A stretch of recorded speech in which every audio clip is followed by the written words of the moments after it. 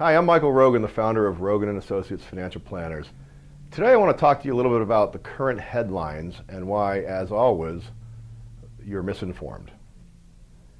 Recently, the citizens of Great Britain voted in a non-binding referendum to exit the European Union, also known as Brexit.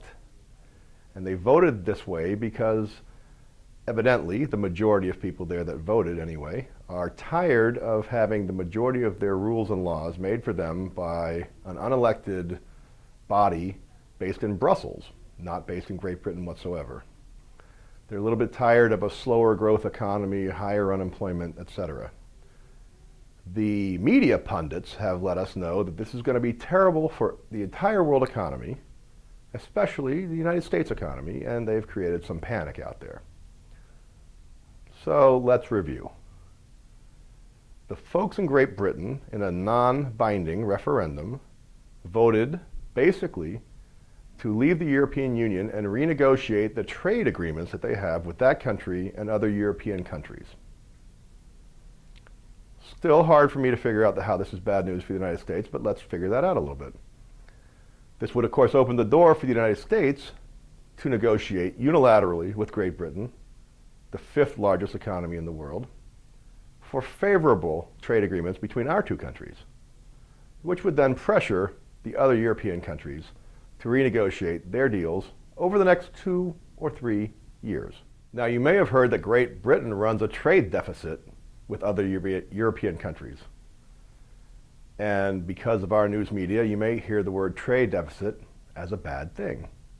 What it really means is their economy is stronger than the other economies, so their people buy more of the other country's stuff than the other country's people buy of their stuff.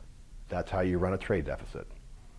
So if it's a $50 billion trade deficit with Germany, do you think Germany will not renegotiate that trade deal? But of course, that would not make a great headline. So ultimately, the bottom line of the Brexit vote, should it be carried through and should they exit the European Union, will be a greater opportunity for capitalism and a greater opportunity for freer trade. It may actually start other countries in Europe to fight back against the large bureaucracy that is holding that economy and that of all that region back for sub 2% growth and 10% plus unemployment throughout the region. Like many things you've heard before, this will probably turn out to be very good news, but by the time it is good news, we're not going to remember they told us it was going to be terrible news, because they'll be on to telling us something else is terrible news. You remember when Greece was going to tank the entire world economy when they left the European Union and they defaulted on their debt? Greece, with the economic output of the city of Detroit. Remember Detroit filed bankruptcy, and I'm not sure upstate Michigan recognized that they did. The bottom line is, this is yet another headline-grabbing story that will have no impact on a well-designed, well-diversified portfolio designed for the long-term success of your financial plan. So as always, stay the course. I'm Michael Rogan, the founder of Rogan and Associates Financial Planners. Thank you for listening.